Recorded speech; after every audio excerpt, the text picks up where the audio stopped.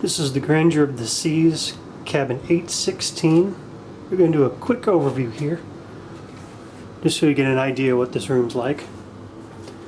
When you first walk in, you have your electronic lighting over here.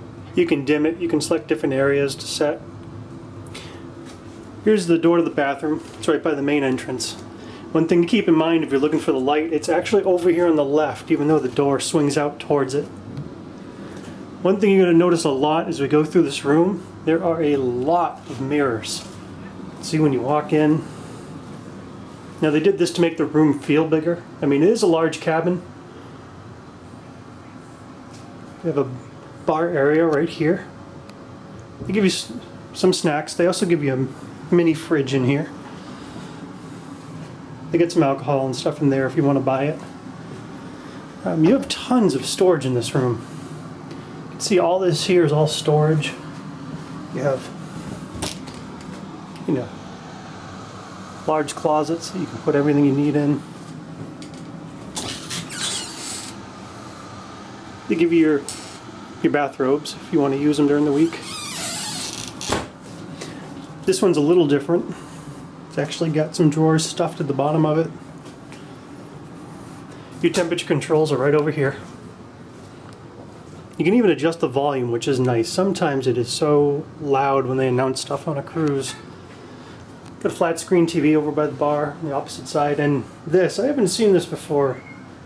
The cruise ship, they give you a PlayStation 3. Some more storage underneath it. The couch right here, this also pulls out into another bed if you need one. And you have the main bed over here. It's actually two twins pushed together to make a king. You have your kind of work area over here. Some more storage, and in that one right there is the safe. Now here's the one bummer I will point out for anyone. This is all you have in the entire room for plugs, unless you want to go unplugging things. You basically have this one here. That one's technically for the coffee maker. Now that's kind of annoying. I mean, it's probably some of the fewest plugs I've ever seen in a room. I mean, what I did over here was I unplugged the PlayStation 3, but it would have been nice to have at least another plug or two. If you're going to book this room, you really might want to consider bringing a small power strip with you. So now let's head into the bathroom. It's very large for a cruise ship. You have the dual sinks, dual vanities, plenty of storage on each side if you need it, and you have a full tub. Not a jacuzzi tub, but yeah, it's very nice. So next we're going to head out onto the balcony.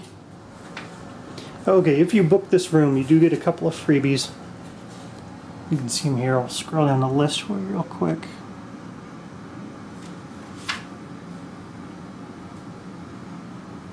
Now there's also the Concierge Lounge. And that's where you can get some free booze every day if you want it. Also, they give you a fruit bowl and a bottle of Evian. That's pretty much the only free stuff you're going to get other than what's in the lounge the whole week. Okay, so we're on the balcony. One thing you notice as you look around, this ship might be getting close to needing a refurbish. You look on here, it just looks like it's been beat up over the years. But this is a huge balcony. You have a full sitting area. It's somewhat private. It's more private than most of them on Carnival.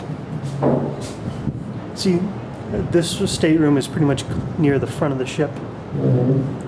At least there's an overhang too, which adds a little bit of privacy. That was a huge issue on my last review on Carnival. And this is beautiful Baltimore. Well, the other side. The actual city's on the other side of us. Now, this is a pretty industrial port. It reminds me a lot of Fort Lauderdale. So next we're going to cover the lounge that you get if you book a suite.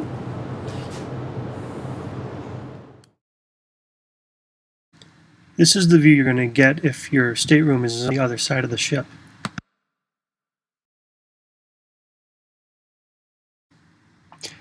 This is the Concierge Lounge that comes with some of the suites you can book on the Grandeur of the Seas. Now up here, you can come here between 4:30 and I believe 8 o'clock, and you can get free alcohol. They have beer, wine, they'll mix you cocktails. It's full service. They wait on you. They actually prefer that you don't get up and get your own stuff. They have hors d'oeuvres, all of which were pretty decent quality. If you don't see something you want, all you have to do is simply ask for it, and they'll go get it for you. It's a nice layout up here. It's nice. It's secluded. It might be a little difficult to find. You might have to ask someone to find it because it's kind of tucked in around a corner. And they will ID you when you first arrive to make sure that you do have access to the room.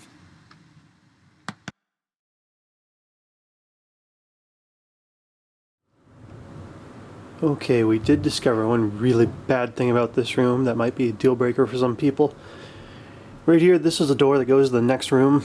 They made it so, people could get 2 different staterooms, big family, put them together. This door has absolutely no insulation in it. It's just metal. You can hear absolutely everything going on in the other room. You can even see the light come through the cracks in the doors. This makes it extremely difficult if you have a neighbor who likes to stay up late or has a kid who screams. So just a heads up, you might want to ask for another stateroom that doesn't have this because it's a real drawback.